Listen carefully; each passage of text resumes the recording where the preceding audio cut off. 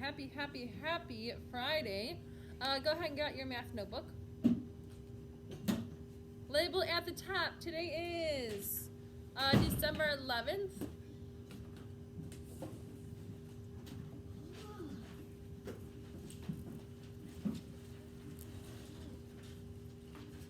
And we are continuing forward with our fractions.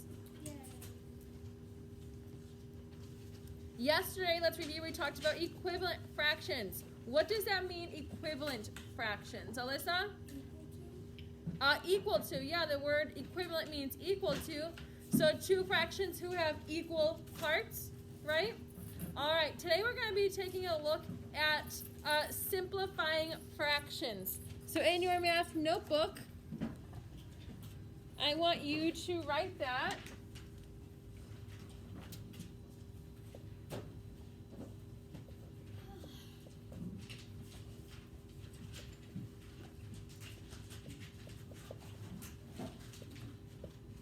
And I want you to go ahead and use your iPad and look up simplify fractions. What does that mean? What are we going to be doing?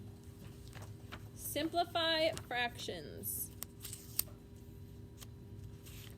Do some research using your iPad.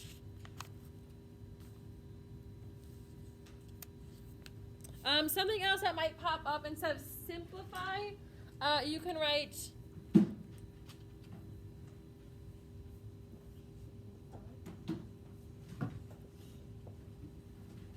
I spelling this right? EST. Simplest form.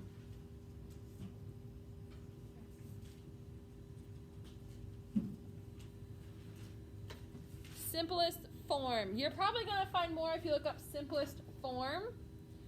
Simplify fractions is going to be more of like your how-to.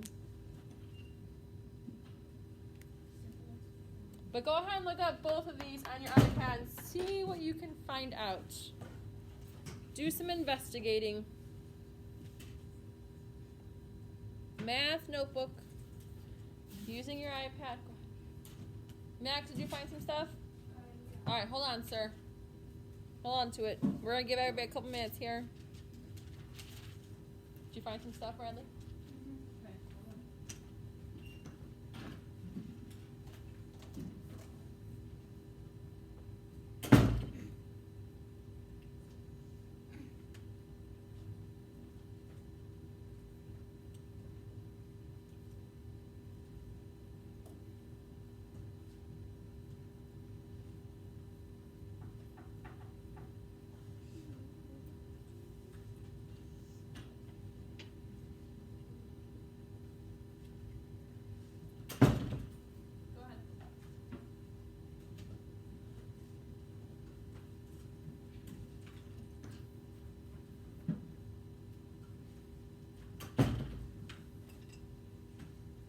What did you find? A fraction is the simplest form on the top and bottom. Numbers cannot be any smaller while still being whole numbers. Yeah, in simplest form, a fraction, then the numerator and the denominator have no common factor other than 1. Very nice. What else did you find, Bradley? I had the same thing. Had the same definition. Good. Mimi? Simplify or reducing fractions, that means to make a fraction as simple as possible. Nice. So simplifying a fraction means to reduce. I like that. The word simplify meaning to reduce. You're going to make that fraction as simple, as small as we can. Raina? To narrow a fraction down to its simplest form. To narrow a fraction down to its simplest form. Good. All good definitions. Brooklyn? A fraction in which both the numerator and the denominator are whole numbers. The numerator and the denominator are not, they're not going to be whole numbers necessarily, because a fraction isn't a whole number. Okay, a fraction is a part of a number. All right, so ladies and gentlemen, make sure you have then filled out for your math notebook some of those definitions and examples that we just talked about. So we are going to be simplifying fractions. We're going to be putting them in their simplest form. Raina, will you grab our left light? if you go to Schoology, I want everybody to do this. This is going to be a great sheet for you to save on your iPad to help you go back when you're working on your homework. And you're like, oh man, I can't remember that next step. This is going to be a great anchor chart for you to pull up. So it is on Schoology under math, and it's called Simplify Fractions. And this is going to give us a nice breakdown of what we're going to be going over today. So simplify fractions means to write the fraction in lowest terms. Okay, somebody had told us the word reduce. I like that word reduce. So they have an example, and their example, I'm going to zoom in a little bit. Their example is 4/8. And to simplify that, they divided by 4. Both the numerator and denominator, they divided by 4. Okay? And they have our steps numbered even. 1, 2, and 3, and even by color. It's so nicely organized. So the first step, number 1, says to find the factors of both the numerator and denominator. So for 4, they wrote down the factors. 1, 2, 4. For 8, they wrote down the factors. 1, 2, 4, and 8. They circle the common factor, which is greatest. In this case, it was 4. So that's why they divided by 4. The third step, number 3, divide both the numerator and denominator by the greatest factor. Okay?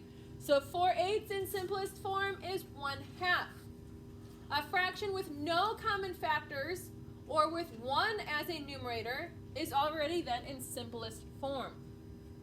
Okay? So we're going to be going ahead, and on the bottom they have common denominators, and we're going to work on actually the common denominators part next week. For right now, we're just working on the top portion. All right, so I know this was a lot to take in, but I want you to save it, have it ready on hand to use. All right, I have a video and a song for us, and then we are going to do some practice. So pencils down, please.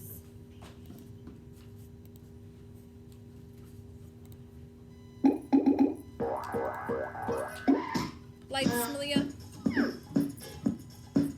In a previous video, we learned all about factoring whole numbers.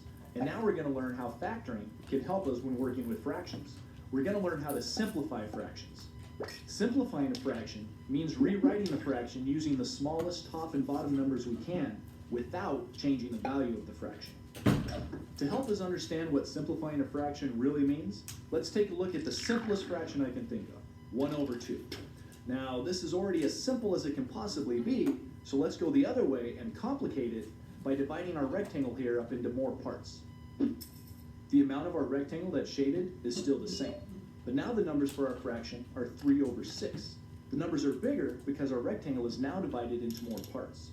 The fraction we have now, 3/6, is equivalent to our original fraction, 1/2. That means they have the same value. They represent the same amount.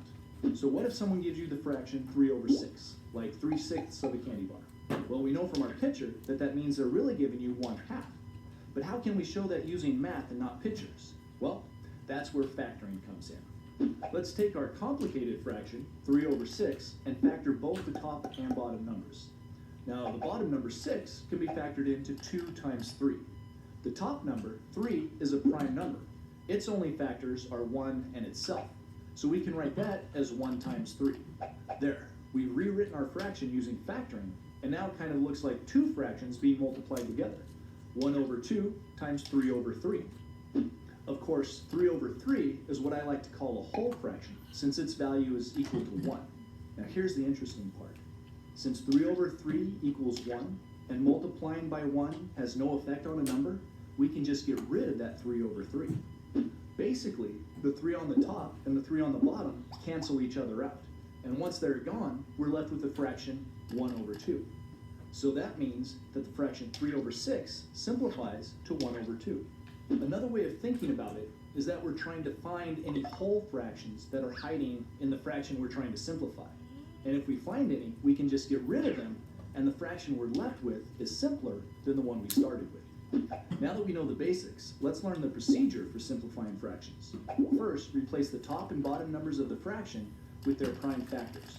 Next, look to see if any of the factors are the same on the top and bottom. If they are, then we call them common factors because there's something that both the top and bottom have in common. If you find a pair of common factors, you can cancel them out. Just draw a line through them, like this. And last, once all the common factors have been canceled, you need to remultiply any factors that are left over on the top or bottom. This makes sure that you end up with only one number on the top and bottom of your simplified fraction. Oh, there's one important thing to remember. If you're ever able to cancel out all of the factors on the top or bottom of a fraction, don't be tempted to write in a 0. Put a 1 in there instead. The reason you can write in a 1 is because 1 is always a factor of any number. It's just we usually don't write it in. For instance, if you're going to factor the number 15, you just say that it's 5 times 3. But you could also say that it's 5 times 3 times 1. In fact, you could even say it's 5 times 3 times 1. See why there's always a 1 left over when you're canceling common factors? Alright, so that's the basic idea behind simplifying fractions. And once you know the procedure, it's really not that hard. But you might want to rewatch this video just to make sure you've got the idea. Now, there aren't any exercises for this video because it's really just an introduction.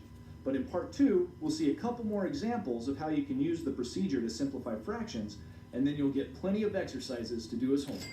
Oh yeah. Welcome to part 2 of simplifying fractions. In part 1, we learned the procedure for simplifying fractions. Basically, you just take the top and bottom numbers and factor them down to their prime factors. And then you see if there's any factors that are the same on the top and bottom. We call those common factors. And if there are, you just cancel them out. And once you've canceled out all the common factors, you remultiply whatever's left over to get your final answer. In this video, we're going to see a couple examples of how we can use that procedure to simplify fractions. Let's start with an easy one. Let's simplify the fraction 5 over 15. Step 1 is to factor the top and bottom numbers. So, we know that 15 factors into 5 times 3. And 5 is a prime number, that means its only factors are 1 and itself. But 1 is always a factor, so we don't need to write that down. Step 2 is to look for common factors and cancel them. And we can see that there's a 5 on the top and there's a 5 on the bottom. They're not directly over each other, but that doesn't matter. They still form a common factor pair, and so we can cancel them out like this. Step 3 is to reorganize our answer. Now, we don't have any factors that need to be recombined by multiplying. We just have a 3 on the bottom, and we don't have any factors left over on top. But you'll remember that there's always a factor of 1. So 5 over 15 simplifies to 1/3. Alright, I think we need to see another example, but a harder one this time. Let's simplify the fraction 30 over 36. The procedure is the same. Step 1 is we factor the top and bottom numbers all the way down to their prime factors. Let's do the top number first. 30 factors into 5 times 6. 5 is prime, but 6 can be factored into 2 times 3. So our 30 on top becomes 5 times 2 times 3. Now the bottom number. 36 can be factored into 6 times 6. And each of those 6's can be factored into 2 times 3. So our bottom number becomes 2 times 3 times 2 times 3. Well, it looks like we do have some common factors. There's a 2 on both the top and bottom that will cancel each other out. And even though there's more than one 2 on the bottom, we can only cancel one of them out because there's only one 2 on top. Remember, you always have to cancel common factors as pairs. Now we can see that there's another pair we can cancel.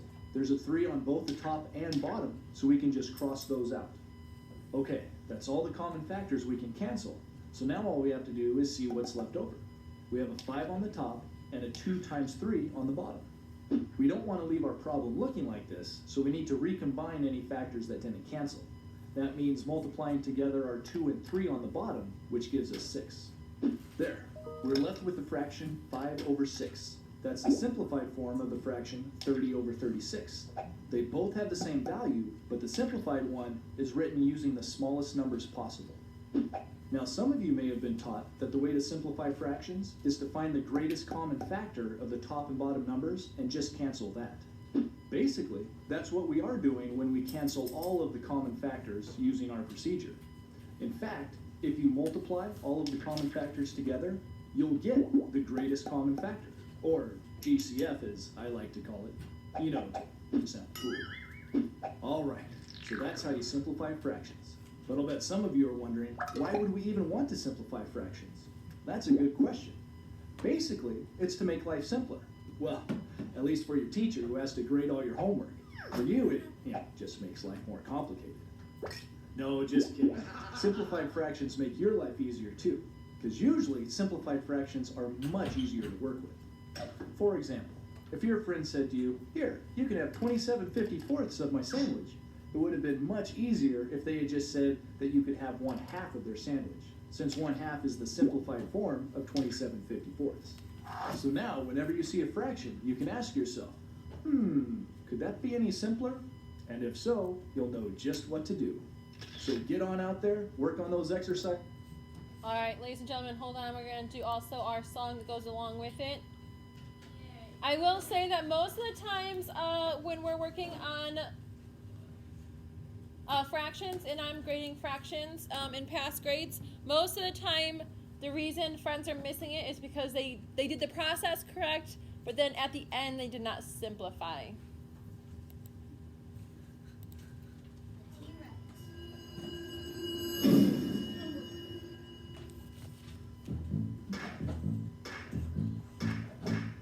To convert 2/4 to simplest form. Write out all the factors of 2 and 4. The greatest common factor is 2, so divide them both by 2. 2/4 equals 1/2, and here's what we do. To convert to the simplest form, we gotta find the greatest common factor. Then take a numerator and denominator and divide them by that common factor. To convert 4/12 to simplest form, write out all the factors of 12 and 4. 4 is the greatest common factor, so divide by 4/4 to see. 4/12 equals 1/3. To convert to the simplest form, we gotta find the greatest common factor.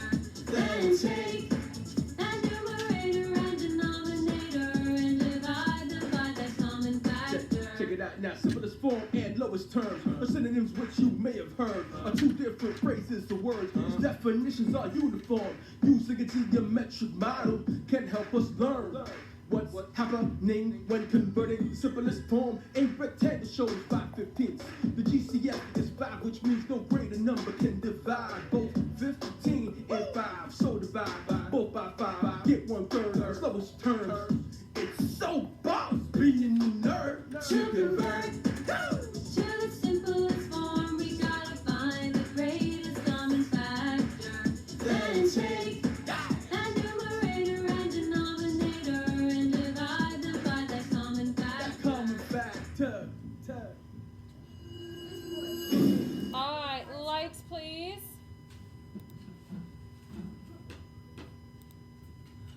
All right, so I definitely would have up and ready to go that sheet that I told you to save. And let's practice. So in your math notebook, number 1. Number 1, we have 16/32. And I have to find that greatest common factor. Okay, so you gotta think about what could I divide them both by, okay?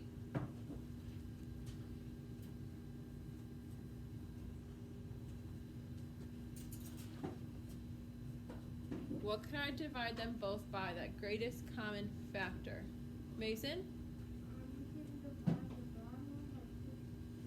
Oh, 16.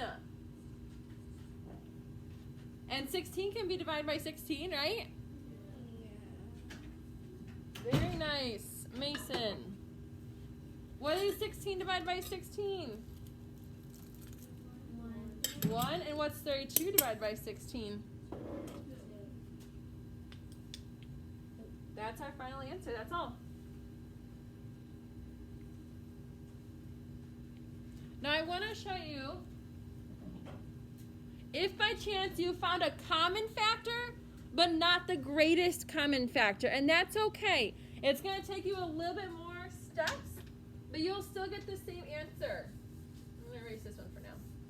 All right, so let's go back to 16 over 32. And let's say I picked the common factor of 2. That's the smallest one I could do. Can they both be divided by 2? Yeah. What's 16 divided by 2? 8. What's 32 divided by 2? 16. 16. Could they both be divided again, though, by another common factor? Yes. What else? 8.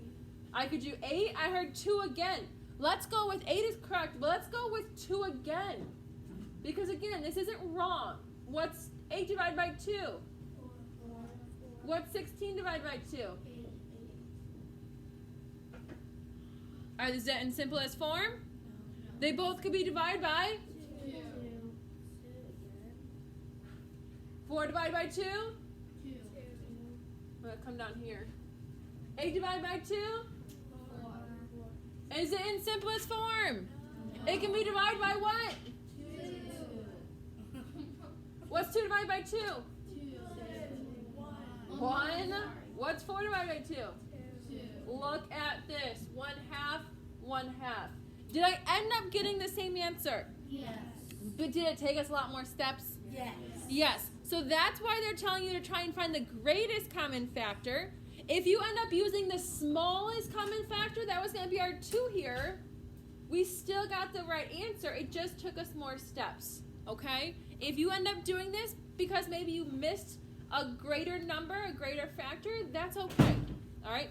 I know a couple people had thought about 8, and that you could have divided them by 8. Okay? So you could have done 8 here. You even could have done 8 here. Okay? Again, you're still going to end up getting the same answer. It'll just be a couple extra steps. Okay? So try and find that greatest common factor. If you don't, that's okay. Just keep simplifying it until it's in simplest form. Is there anything else that these could be divided by? No. Okay? Once you have a 1, remember they said we can't reduce it anymore. All right, ladies and gentlemen, if I'm writing it on the board, you should be writing it in your notebook, not just sitting. All right, number 2. We're going to use 10/14ths.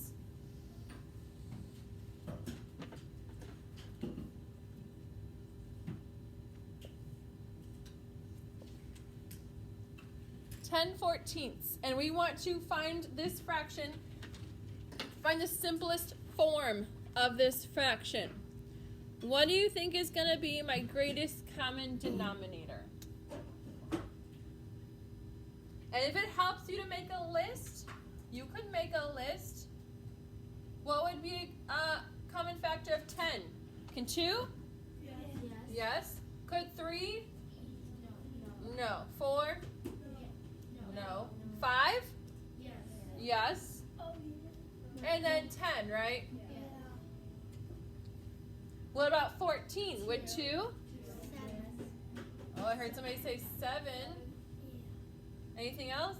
No. 14, right? Oh, So what was my greatest common factor that they had? 2.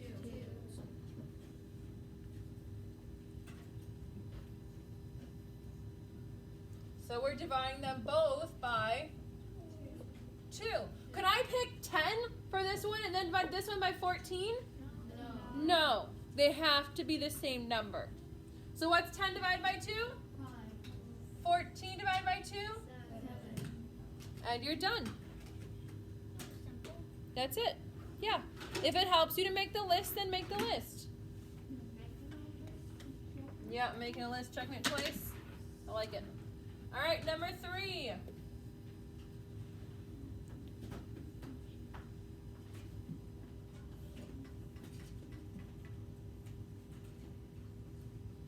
This one's a bigger number here. Might seem a little trickier.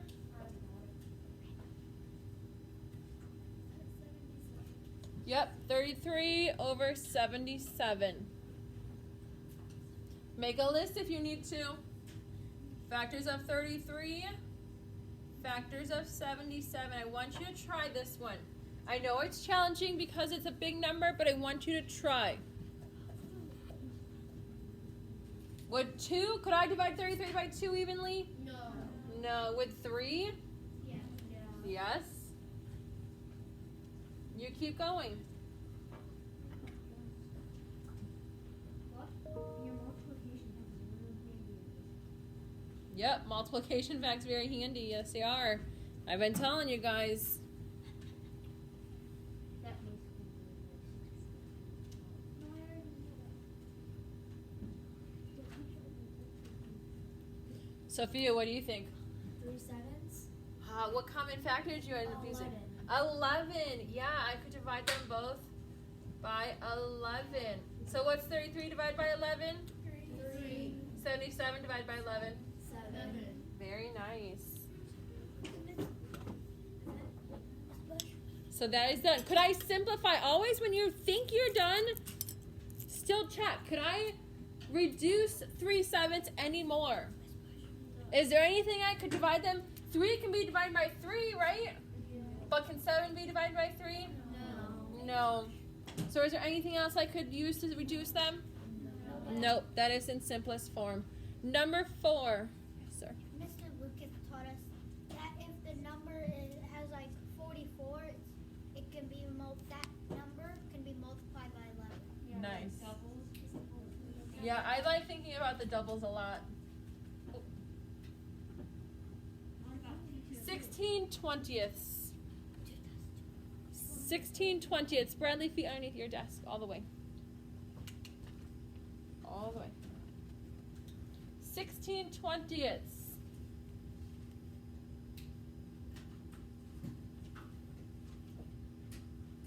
Working.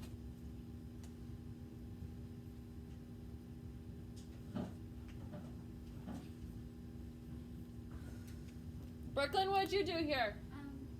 4. You said 4. Was there anybody who did something else as a common factor? Mimi? 2. And I want us to work out all of them to show you guys. Both of these are correct. Both of these I could divide. I could have used 4 as a common factor. I could have used 2. Anybody use something else? Mason? Wait, no. Okay, let's do this one first. What's 16 divided by 4? 4. 20 divided by 4? 5. 16 divided by 2. 8. 3. 20 divided by 2. 10. Is this one in simplest form? Yes. Yes. Is this one in simplest form? What can I divide here? 2.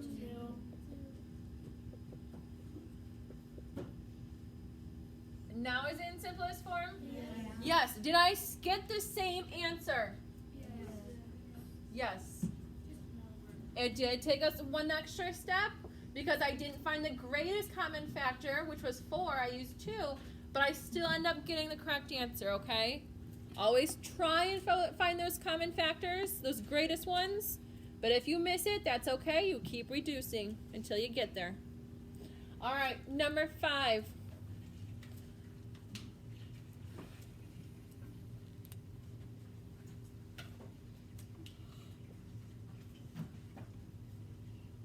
I want you to simplify here. Number 5 on your own.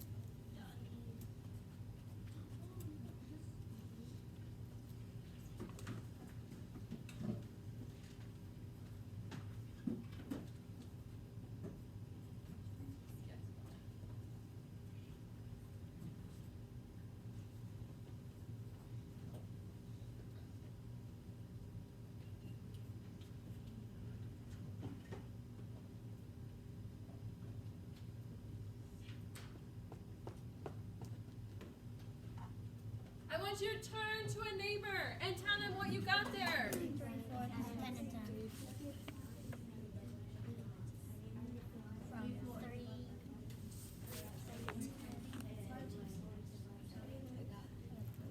3. Sophia, did I give you a mint? Yeah, you get Okay. anything else? All right, what was our common factor here that you used, Malia? 10. What is 30 divided by 10?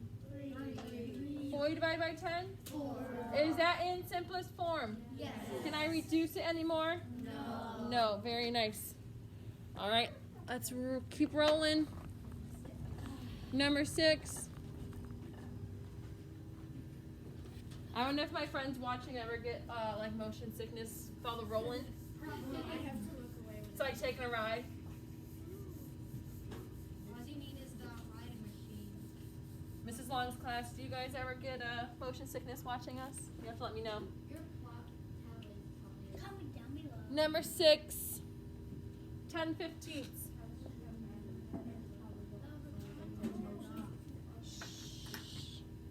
10/15.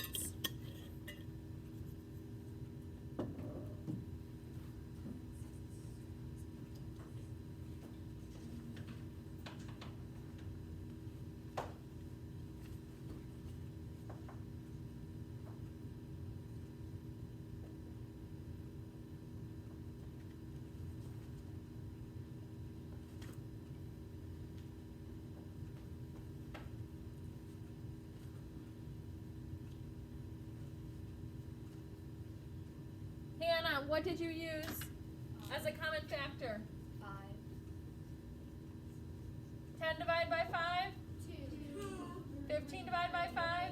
3. Is that in simplest form? Yes. Yes. Can I simplify any more? No. No. This is easy. I like it. Now Number 7. she's gonna give you a hard one. Yeah, now I'm going to give you a hard one. No. Let's do... I'm looking for a hard one. I'm not sure. You guys are doing good with it. Dun, dun, dun, dun. Let's do...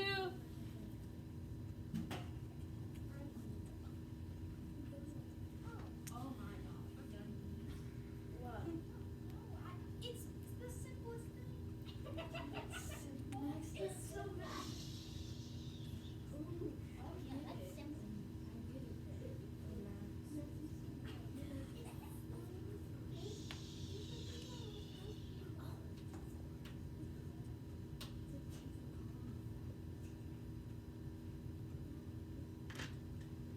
We got 2 more we're going to do. I want you to post your answer on school generation activity.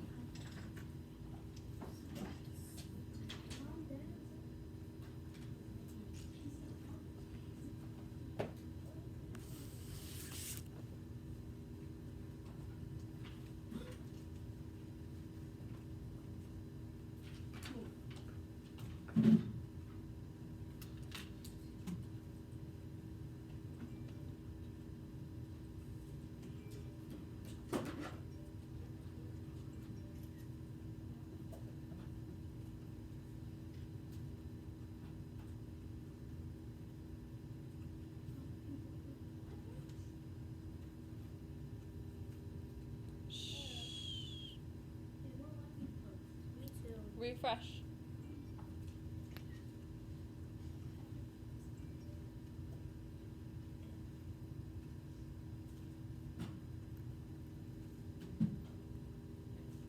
What did you use as a common factor here?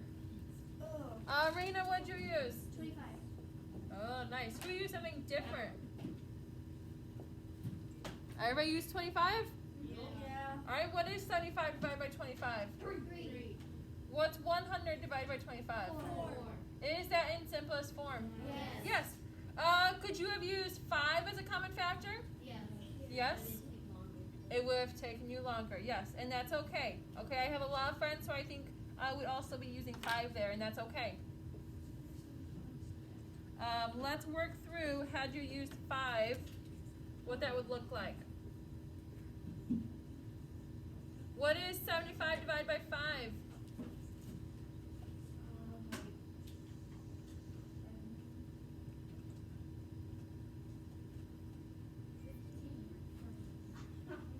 What's 100 divided by 5? 20. Am I done? What can I also divide by again? What's 15 divided by 5? 3. 20 divided by 5? 4. Good.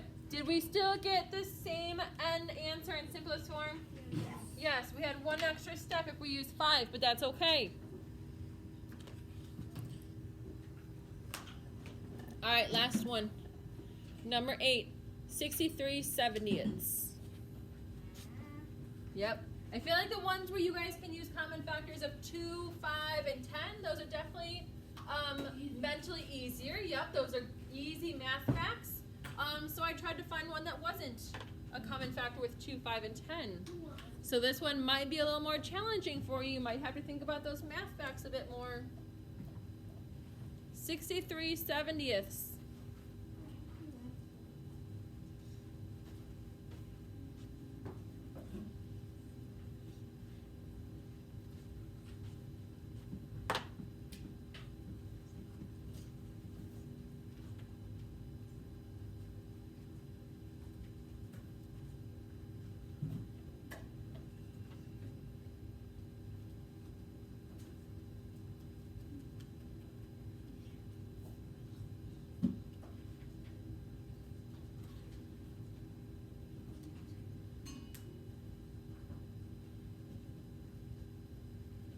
Who found a common factor here, Aiden?